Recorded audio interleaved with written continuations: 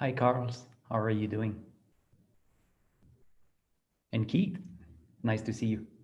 Hey, good morning or afternoon, depending on where you all are. Yes, here it's still 11 in the morning in Mexico City. Noon here in DC.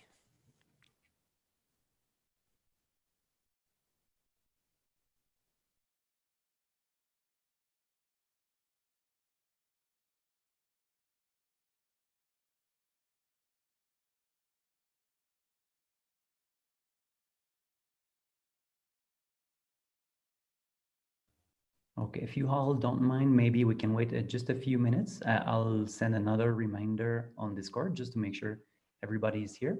But in any case, we're going to be recording this, so no worries, Costas. We will be pleased to share also your clip presentation on the blog that we have at Frictionless, and we will cross-post this at Datopian, and basically we will keep sharing it. We will also have a video on YouTube, so it will be shared everywhere we can.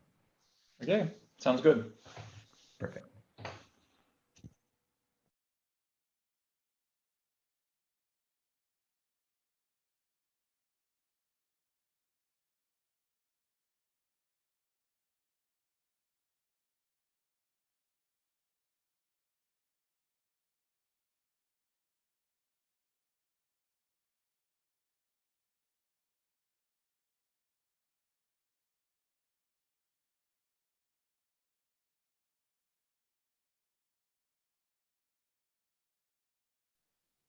Hi, everybody. Hello.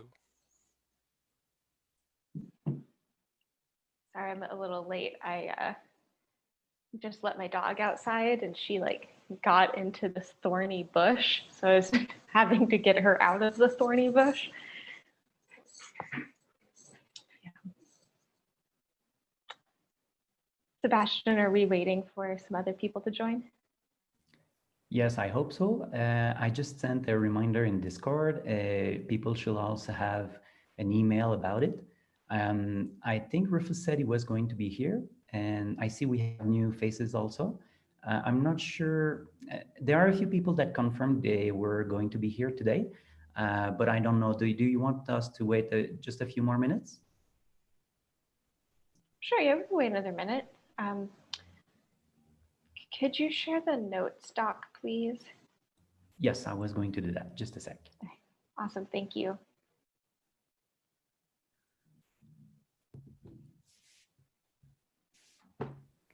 There you go. It's in the chat. Thanks.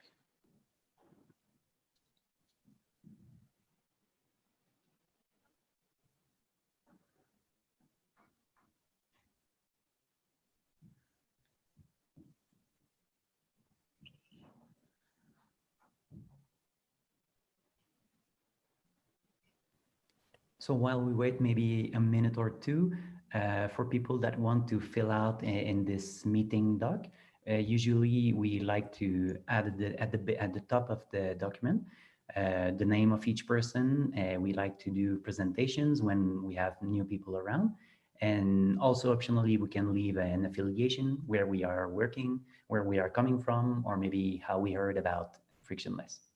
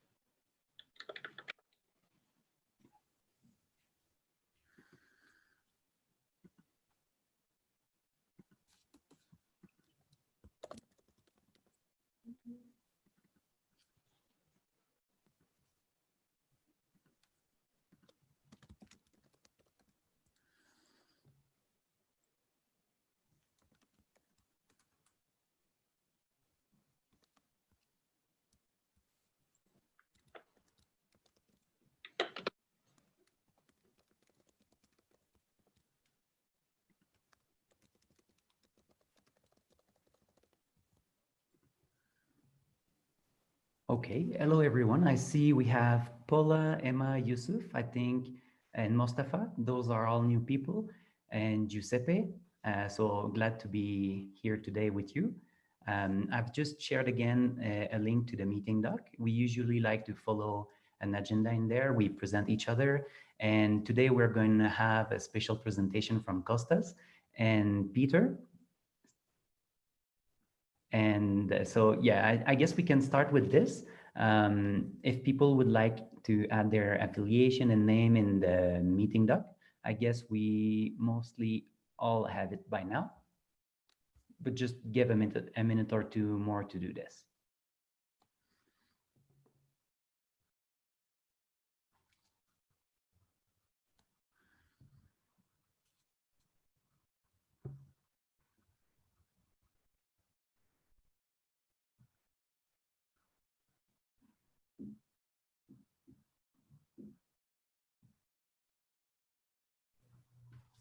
Okay, so would anyone like to introduce themselves so we get to know a bit better each other? I see we're basically all new today, so that will be interesting. Yeah, I can start. This is Mostafa Falanejad. I am a researcher and PhD student in Vienna University of Technology in Energy Economics group. And I got to know Frictionless since 3 years ago during doing a project for European Union Horizon 2020 project, and we used the guidelines in Frictionless. And today I heard about this online event from my colleague Giuseppe, and that's why I joined. Yeah, happy to be with you. Then I can present maybe myself, since I was mentioned, and I was invited myself by Oleg from the Swiss chapter, and then I extended the invitation to Mustafa, since we worked together in another Horizon 2020 project called NRMaps. We are also going to use Frictionless. So, and we exchanged a bit about that also with because Mustafa used it in this other project, and so that's how I heard actually for the first time about Frictionless, thanks to him.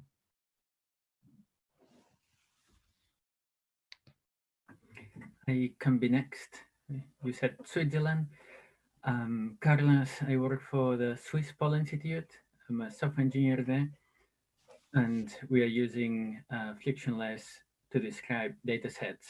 And as a very practical case to pass data sets from our institute to EmotNet, which they plot the data sets on a website and users can explore. And besides this, users can just use the described data sets, obviously, but that's our more practical, immediate case that we have.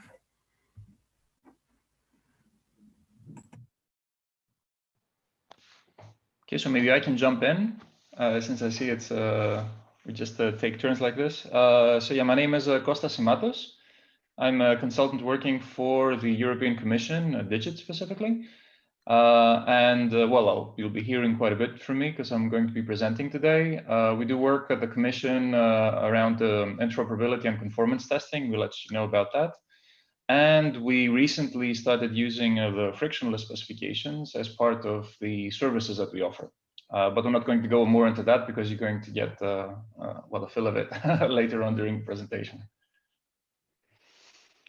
I guess after Kostas, I'll jump in. I'm Peter, and I'm also right now in Brussels, and I work for the European Commission at DG Informatics. And basically, the presentation will give a bit more information, especially Kostas will be presenting. I'll just give a short introduction.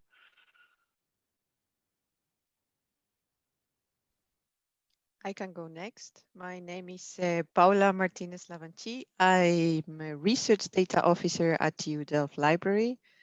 I've been in contact before with Lily and with Joe Barrett because one of my main tasks is actually training, and I find all the pipelines created by Frictionless and the use cases and so on very interesting and very, hopefully we can use a lot of this for training at TU Delft. We kind of lost contact because I was super busy, Lily, but now I'm getting a little bit more time. So I thought it was a good idea to join to see what is happening and then to take from there the conversations again. Hey, I'll go ahead. My name's Keith Hewitt. I'm a postdoctoral fellow at NIH and NCI, and this is Tabitha. But yeah, I've been at NIH a few years now. I'm working on precision medicine and data integration problems, and been working in kind of bioinformatics and kind of scientific data sphere for maybe 10 or 15 years. And I'm currently using frictionless data package in particular standard to build kind of pipelines and infrastructure to try to normalize the kind of different sources of biological data with the ultimate goal of making it easy and efficient to do large scale data integration.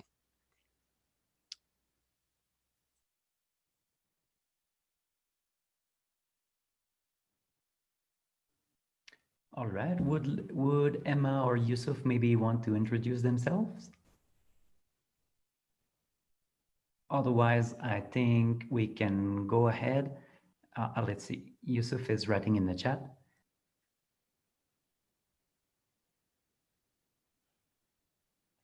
I can Okay, also no worries. introduce myself since some of you might not know me. I'm Lily, and I work on the Frictionless project on the open knowledge side. And I am an ex-neuroscience researcher, so I work with researchers a lot. And yeah, I think that's it for me.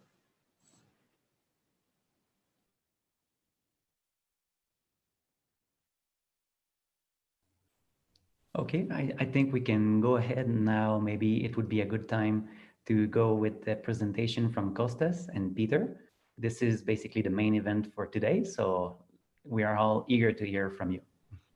Okay, great. So I'm going to share my screen, and then I'm going to pass the floor to Peter just to lead with a brief intro. I hope I can share. I tried to share my screen, Sebastian, but I get a host disabled participant screen sharing, which is not good news.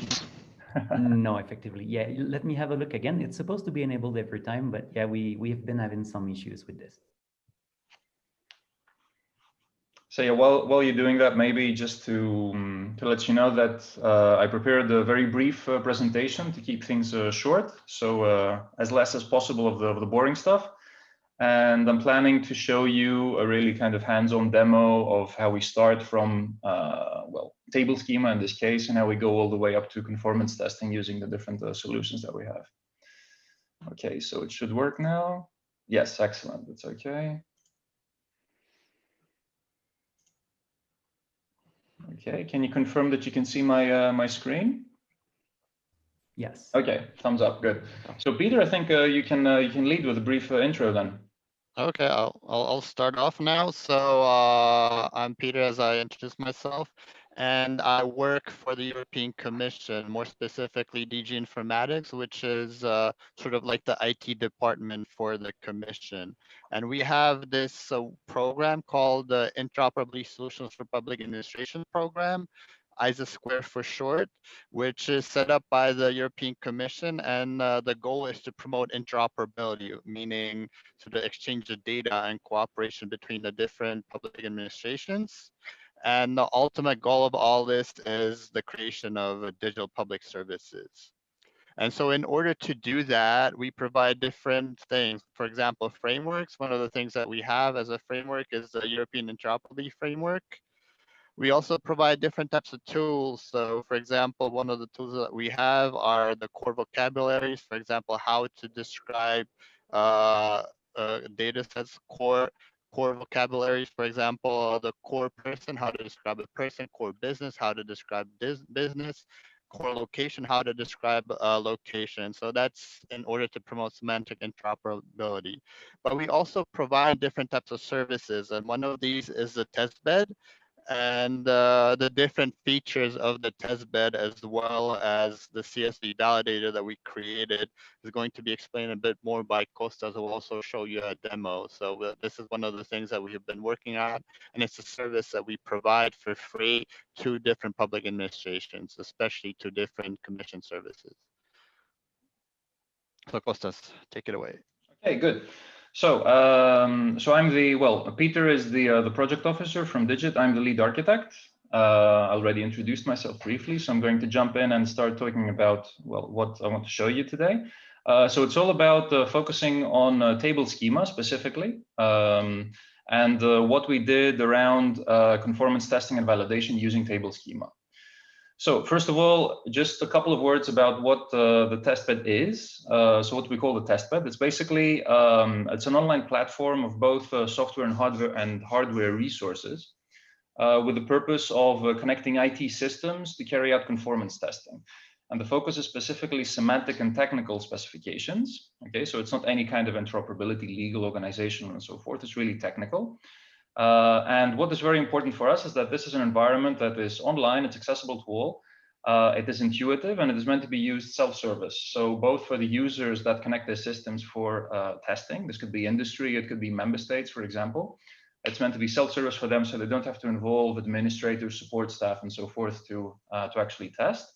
But it's also self-service for the administrators, the community administrators, that use it to configure their testing strategy, their specifications, their test suites, and all the different services that they make available to their users. So it's powered by Digit, by the Commission, and the ISAC program, as Peter introduced before. And the last thing you see here, I don't know if you actually see my pointer while sharing, but in any case, the last thing you see on the slide is that what we're doing is based on the CEN GATB workshop agreement. I'm not going to get into too many details about this. Just keep in mind that it is the closest thing we have to a standards-based conformance testbed. So all the components, how they interact, the language that they use, how we define tests, and so forth. It was work that was started by CEN that we in the Commission, we have continued. So I'm really boiling it down to the basics to keep the presentation part short. And with this, I'm going to really summarize the main services that we offer to users. So we have validators. This is what you see on the top. So services that are used to validate data, and what we call the complete test bed for conformance testing. This is what you see at the bottom. So with respect to validators, these are services that can be used in a fully standalone manner. They're used to validate content. You provide the content via different input channels, and you receive validation reports. The reporting is simple. It highlights all the errors. It shows you where you've made mistakes and so forth. But what is very important is that this is completely, it's a service that can be used anonymously. You don't have to connect, have an account, and so forth to use such validators.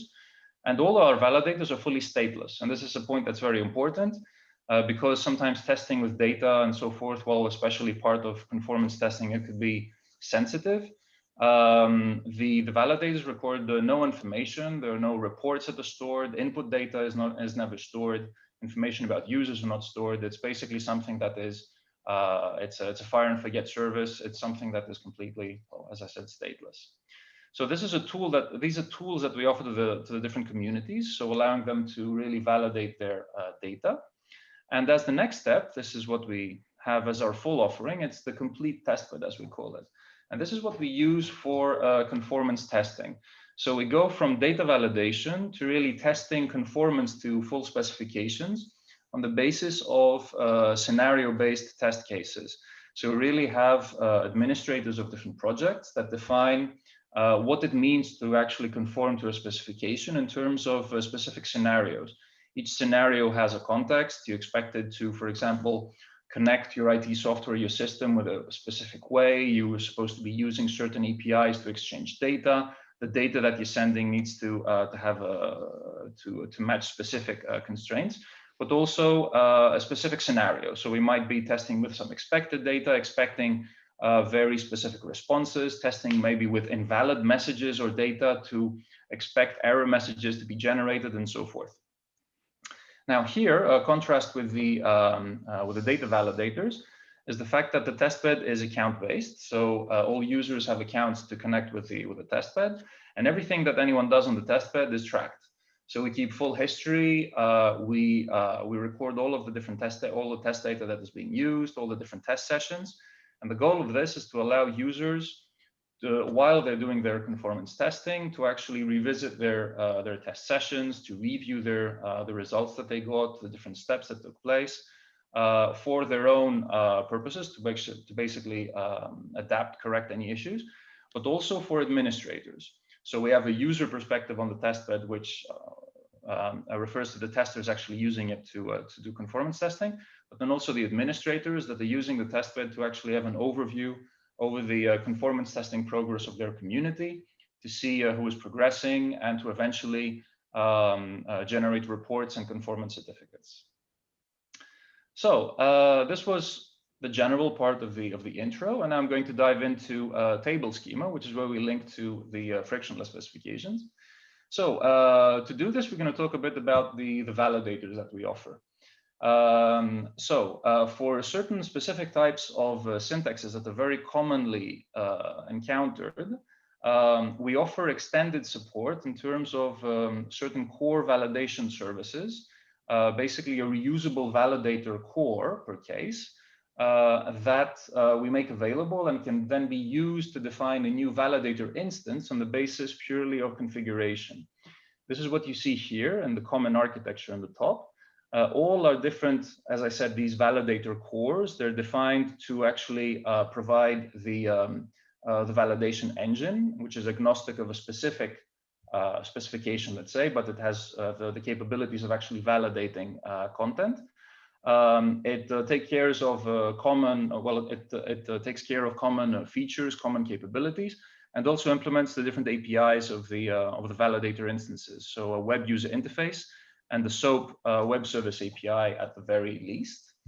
And this forms the reusable cores that we publish as Docker images on the Docker Hub. So all of these things, they're fully usable by anyone.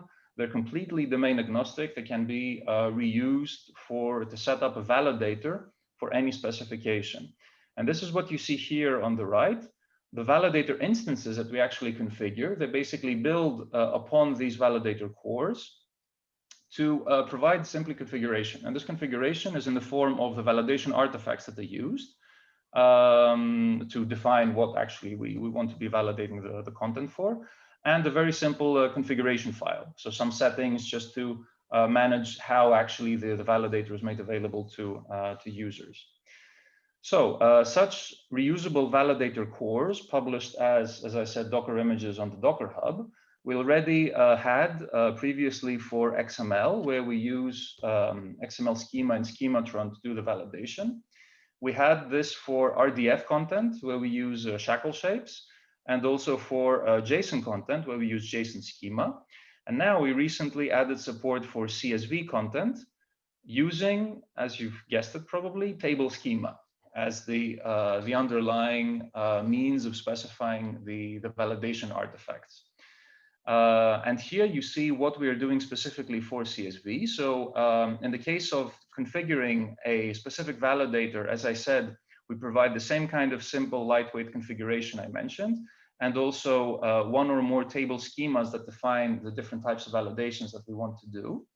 And in terms of the validator core, we're reusing, of course, common aspects that we share across the other types of validator cores for XML, RDF, and JSON. But the internal validation engine, this is built over the table schema Java library. So this is the library that's made available as part of from the Frictionless community to validate tabular data against table schema, specifically in the case of Java as a language.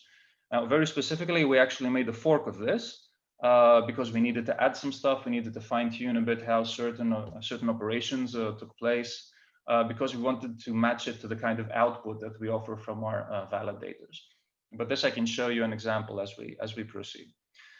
So this basically summarizes what we did for using table schema to implement the core validation, let's say, capability for CSV that we offer. And now really to make this more clear, I prepared, as I said, a demo for you. And as part of the demo, I'm going to start from the table schema specifications to defining a validation service, and ultimately using this to show you what conformance testing using the test bed could actually mean using this. So with having said this, I'm going to switch away from my presentation and show you, well, you see something different, I hope, in the screen share. Okay, good, thumbs up. So first of all, we need a sample scenario, a sample case. And here we have a fictional case where we talk about purchase orders. So we generate CSV data for purchase orders. We call them purchase order exports, where purchase orders contain information about purchases, orders, order items, quantities, billing addresses, and so forth. So I'm going to show you now what we've defined for this. So in terms of schemas to define this CSV content, I've defined two different schemas. This is what I call the basic schema, which defines the basic requirements. It's a table schema instance, right? It defines the basic requirements of what such an export file should contain. So it defines things like addresses, shipping addresses, billing addresses, order dates, some comments, quantities, and costs. Okay, it's really sticking to the basics for the demo. But alongside this, I've also defined the second table schema.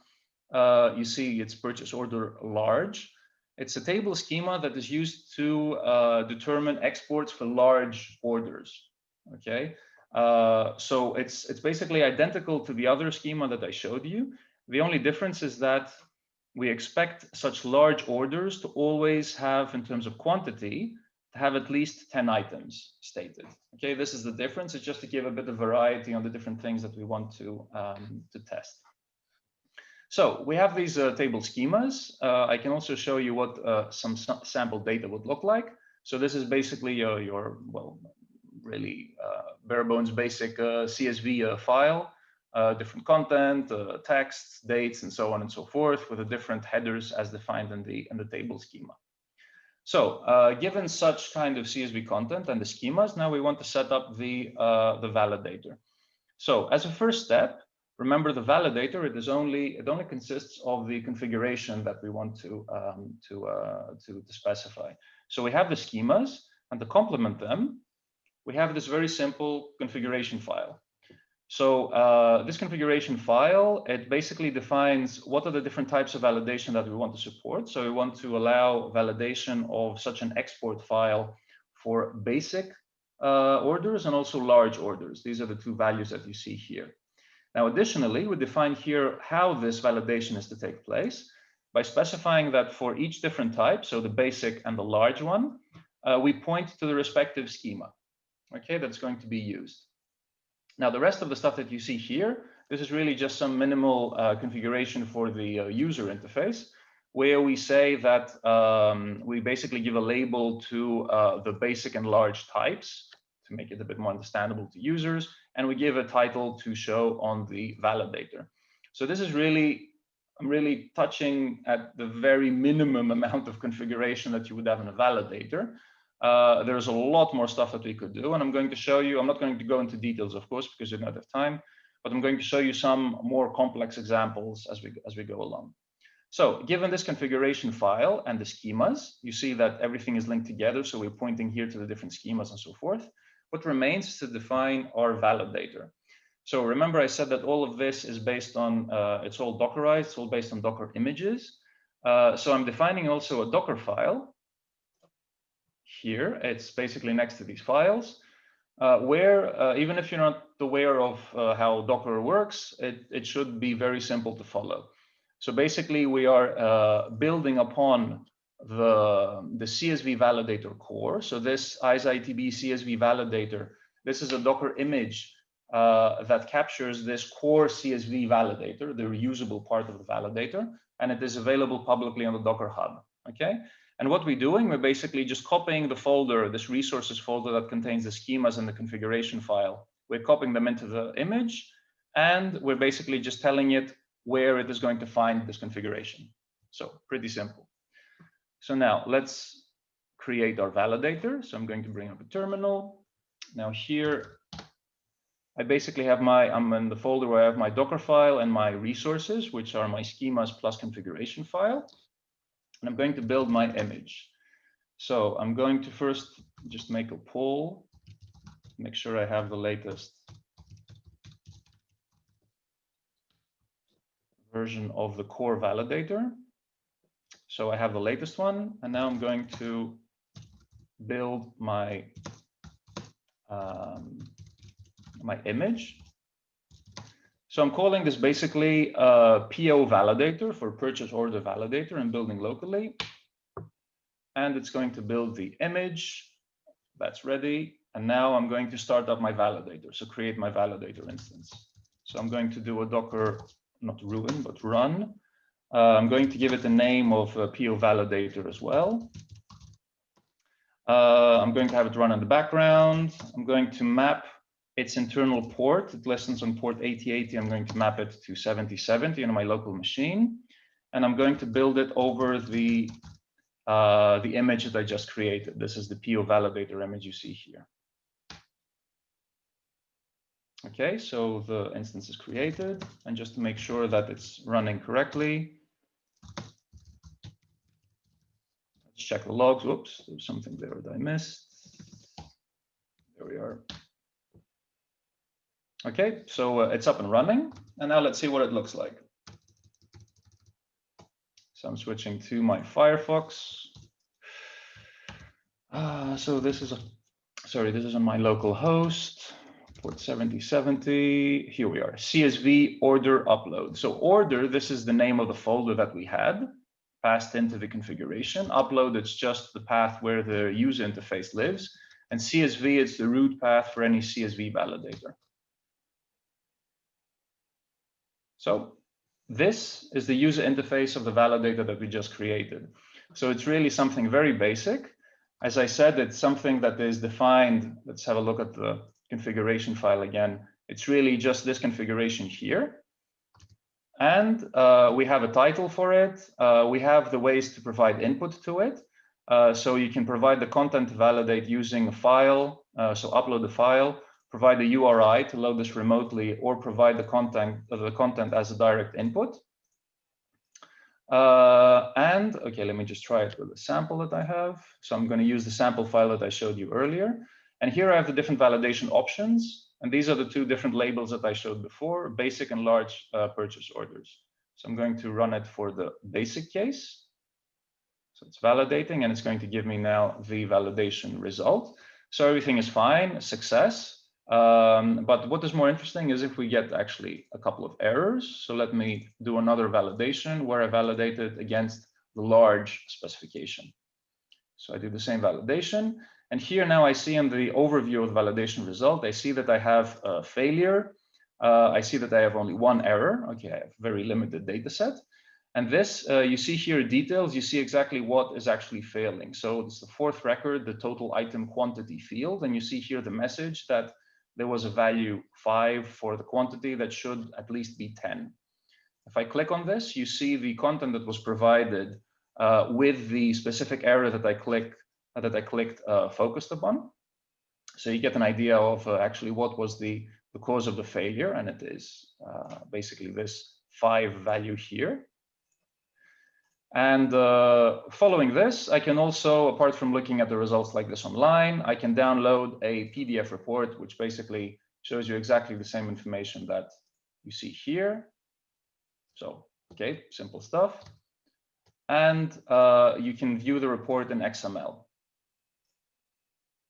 So similarly, this is an XML format. Okay, I'm not going to go into its details, but you see the basics, you get the time, failure, one error, and what actually failed. You see here the error reports. So now this is the user interface of the validator, but by creating the validator, we also make available a SOAP API to do the same kind of validation. So this is for machine-to-machine integrations. So you see here, I'm targeting, I've opened up my Postman instance. I'm targeting here the service. So you see, this is the same service that I just validated, that I just created. And we support now different operations, well, two basically for validators. One is an operation to provide you some, well, basically give you metadata on how the validator is supposed to be called. And the second is the actual validation call. So this is the first case. It's called get module definition request. And we're basically going to use this just to see how the validator is supposed to be called. I'll click on send.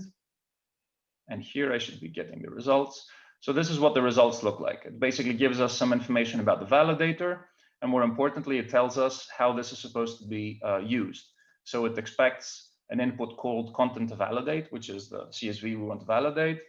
Embedding method, tells us if it's, let's say, should be considered as a URI or as a base64 or something like that. And the validation type, which would be large or basic as we defined.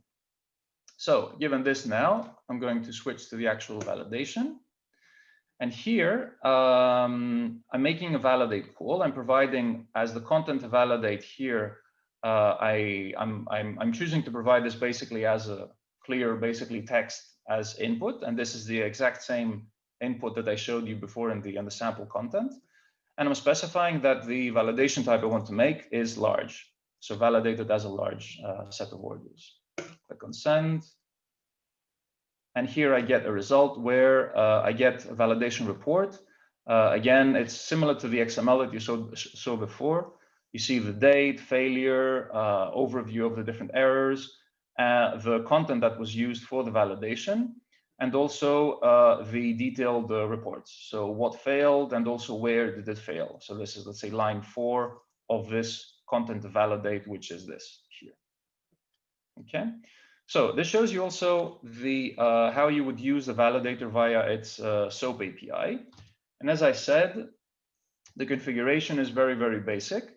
And before I move into how we would actually use this for additional conformance testing, I'm just going to show you just as a, let's say, a screenshot, let's say, how some more complicated validators would look like.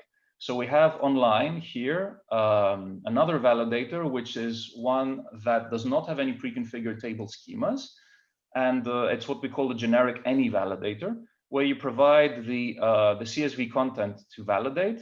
And also you provide the table schema to validate against. And apart from the table schema, you can also provide additional settings, such as what are the delimiters, the quotes, and you can define different kinds of violations with respect to the headers. For example, if, let's say, the number of input fields does not match the number of schema fields, this could either be an error, a warning, an information message, or really just be completely ignored.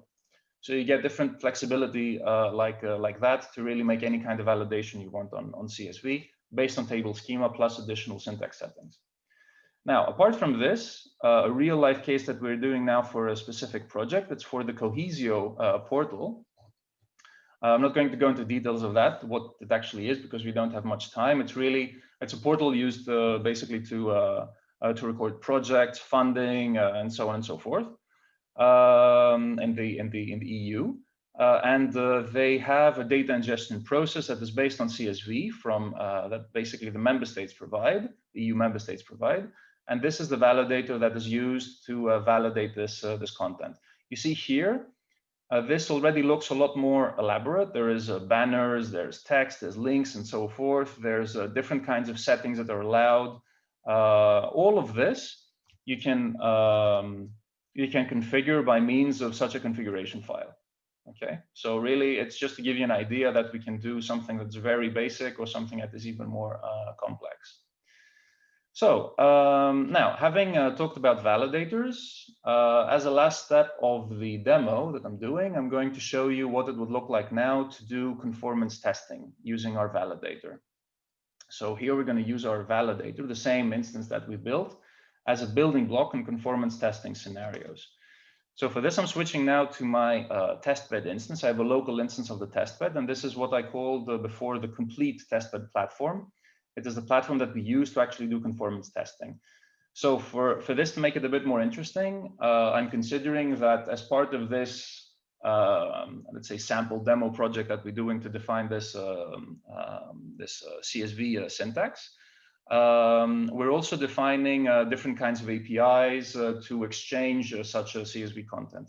And here we have a case where we have IT systems that are expected to provide such content as producers and others that are expected to receive it as consumers.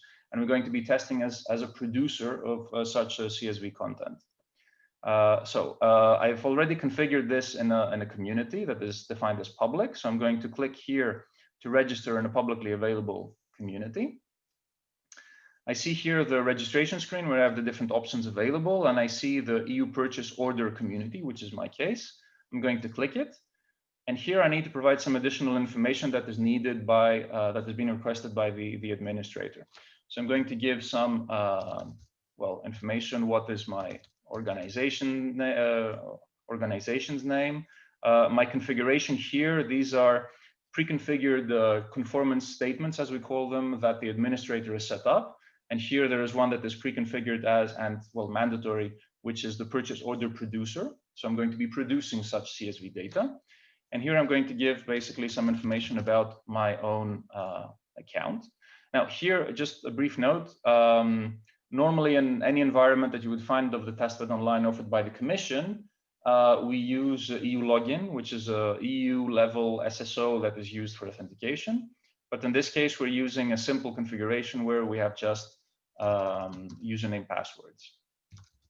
Okay, so I'm going to give just some information. So I'm now connected to the testbed. I hit its landing page here, which is something that the community administrator set up for me with some basic information. And to proceed with testing, I'm going to click on the tests button here. I have here a system that has been pre-configured for me, which is my retailing system that I'm going to click to use it for my testing.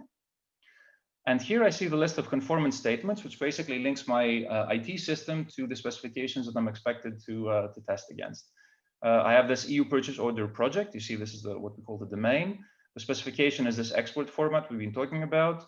I'm expected to act as the producer, and I have an overview here that I currently have 2 tests that I'm expected to pass, but I have not passed any. I have not executed any tests. And the overall status of my conformance testing for this specific specification is currently undefined. So I'm going to click this to proceed. I again here see a summary of what it is I'm testing against. Some configuration that we don't have to see now, but if there's any configuration that I would need to provide, it is provided in this hidden block here. And here I see the list of test cases that I'm expected to test, to basically pass. I have 2 such test cases, one where I'm expecting to send a basic file, and one where I'm expected to send a large file. Now, for each of these test cases, I can also see documentation. So this is custom documentation that has been set up for me to explain to me what it is I'm expected to do. It can contain links, images, different rich content. And I'm going to now proceed with the tests. I'm going to execute everything, actually, the entire test suite by clicking on this play button. So I come to this screen here where I'm first presented here with how I'm actually supposed to send my content to the testbed. So this is the endpoint that I'm going to use. And for this, I'm going to again use my Postman instance, and I'm going to try to put everything together on the same screen because I think it would make it more interesting. Okay, here we are. Maybe pull that. Okay. So I'm going to start my test now. I'm going to click on next. And here it shows me the first test case that I'm expected to pass. It's a simple case where I just send my export, get an acknowledgement, and this is validated. And to do this, I have this send request. Okay, it's not interesting what it actually is. It basically sends the same CSV content. It basically just posts it to the endpoint that was exposed for me. So I'm going to start my my tests. You see here, the arrow here is blue, meaning that the testbed is expecting for me to send some data. And I'm going to go here and click my send button to do this. So I'm sending this data, and you see here that messages were received. Okay, it's proceeding to the next test session. But let me go back to this. So everything, so my data was sent. I got an acknowledgement received, and I have the validation that was carried out, and a success message passed because the data validates against this first test case. And now if I go to my second test case, which is currently pending, I'm going to send the same data again. So this is received, I send back the acknowledgement, but here I get a validation failure. And in each of these steps, you can see a full report of actually what it is that was actually sent. So I can see all the information about the requests. I can see the data that was actually sent. I can see the acknowledgement that the test bed sent back to my software. I'm using here Postman as a software, but this could be an actual IT system. And I see here the validation results, where I get the same kind of display as you saw in the standalone validator. You can see the different errors that came up, the content that was validated. You can do exports and so on and so forth. So here we've executed 2 tests. And of course, I can come back, I can re-execute until I actually pass my conformance statement. And I can revisit my test sessions to see, for example, what I've executed in the past, and see any results from those different sessions that passed. And this is the kind of information, but with much more controls for monitoring and reporting that the administrator would also see, to actually see how the different community members are progressing with their conformance testing. So I think I'm going to stop the demo here. I hope it showed you it gave you a good idea of starting from the spec, going to a validator, and then actually using that validator in the test bed for something that is more like full conformance testing that I showed you here. And I'm going to switch back to my presentation with this. Let me just close that and go full screen again. So everything I talked about in my presentation, so the generic CSV validator that I talked to you about, where you provide arbitrary CSV content and a table schema for the validation, you can access it here. Also, you can access the Cohesio project validator. And also, this is an extra validator that I'm mentioning here. We defined also a validator for table schema itself. So you can validate your table schema definitions against the table schema JSON schema specification.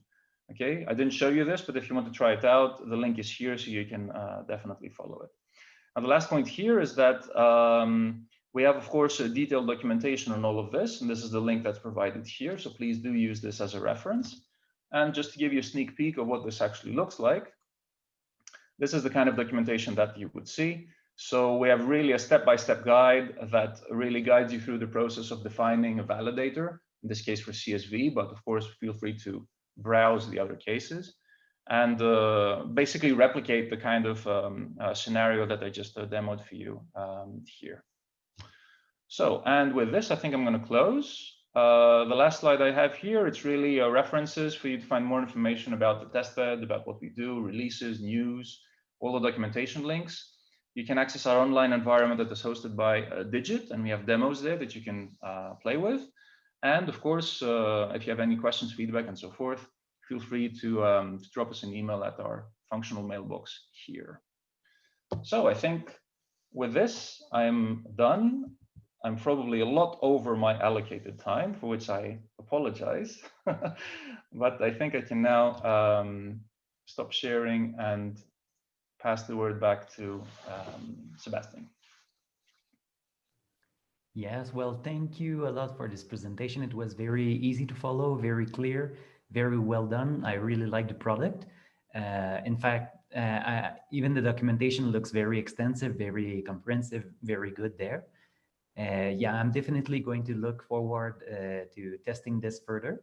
It really looks great. And if you are okay with this, we are going to share your presentation as well as your slides on in our blog post so that other people can follow. Please do. Yeah. Thank you. I've got a very quick question, and then I thought maybe we could see if anybody else has a question. Yeah, Kostas, I want to say again, that was a very nice presentation. Thank you. And I'm wondering what size data you're typically using with this. Well, it varies completely. So We are testing now for the Cohesio case, where we're testing with real data. We go up to several hundred megabytes of data. So I think the largest was 700 megabytes that was tested with by Poland. And in this case, of course, because if you have an online service that you're using and you're expected to upload 700 megabytes of data or even more to just get a simple validation report, if you forgot something, it's not very efficient. This is why also the validator itself that we have built, so this custom setup for the Cohesio project, but for any kind of validator, it's a similar process. This is something that we also share in the Docker Hub. So if you want to test locally, you can basically just pull the specific validator, not just the core base image, but the specific validator you've created. You can pull that and then run it locally as you see fit. And do you happen to know if there's any kind of size limitation with this? Can you go into the gigabytes and we have not, validate? let's say, stress tested it yet, because the CSV validator, it's fairly new, as I said. But the good news is that the limitation here, it can be full. I mean, the limitations can be fully configured.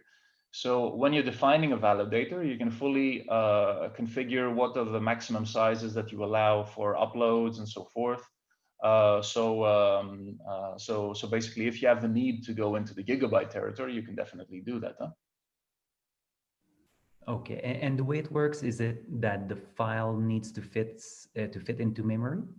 No. It's the file is uploaded via streaming. It is stored, and then via streaming it is validated. So we don't take the whole thing, put it in memory, and it's a good point indeed. Everything is using a streaming really exactly for that purpose. Thank you.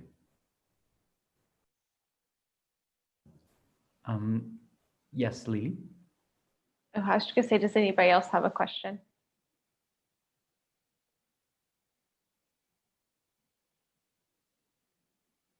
No questions, but I just wanted to say great presentation. Cool, thanks.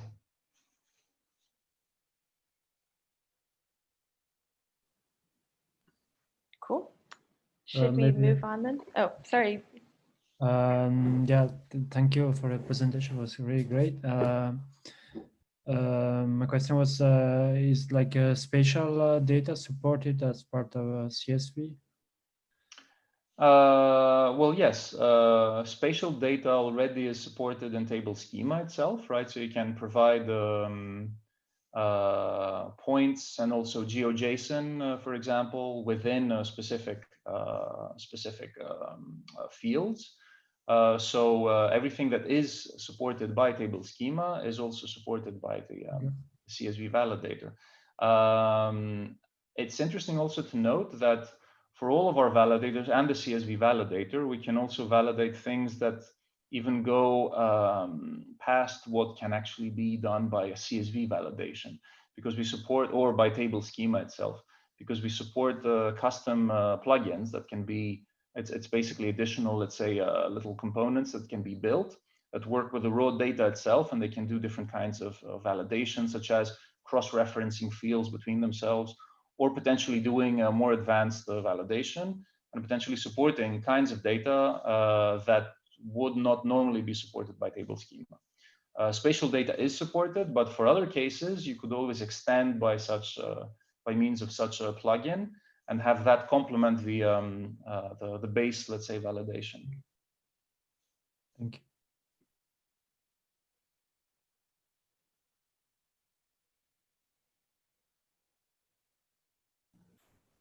Okay, I'm not sure if nobody has any more questions. I think in order to be respectful of other people's time, we can end here.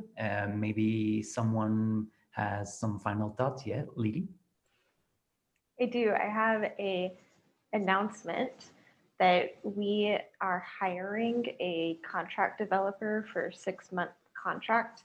We're starting a new collaboration with Dryad, which is a data repository, and we will be starting this probably in January. So we're hiring somebody from January for 6 months.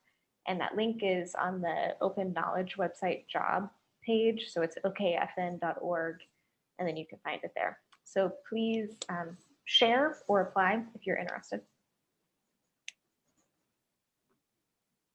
Oh, one other thing. We had Ilya and Emma. I think you're both on the same project. And next meeting, I think we're going to see if Ilya wants to present. So Ilya, do you want to give a very short summary about what you want to talk about next time? Hi, sure. Yes, yeah. So we'll be presenting on how we're using frictionless data packages with web archives. So it's a brand new project. So we'll probably only need about maybe 20 to 30 minutes, and we can basically do a quick overview of how we're essentially using the packages and validation to store web archives and make them more portable. So yeah, we'll share that next time. Looking forward to it. Yeah. Awesome, thanks. Sebastian, is there anything else? No, I don't think so. Yes, we've been through the agenda for today. I guess you can look up on Discord. We will be announcing when we do the next hangout. And we will also post separately the whole presentation from today, and also a clip from the presentation from Costas in the blog post. And both videos will be available also on YouTube for easier reference. And besides that, I think that's all from me. I don't know if you have anything else from someone else. Otherwise, feel free to end your day nicely. And it was nice to meet you today. Yeah, thanks everybody for coming, and see you next month. Thank you. Thank you. Bye-bye. Thank you, everyone. Great week. Thanks for the invitation as well to present. It was very nice to get the opportunity to talk. Yeah, it was great to hear it. It's really interesting. So one of our developers, Yevgeny, couldn't make it today, but I know he's going to be really interested in this. So I'm going to make sure that he checks it out. Very cool. And don't hesitate to spread the word. I mean, because the main issue that we have always is that the word is spreads slowly, let's say, so definitely share, have people, if you can, contact people about this. If you think some people could be interested, definitely, spread the word, and don't hesitate to get in touch. Yeah. Absolutely. Well, thank you. Right. Thank you, everyone.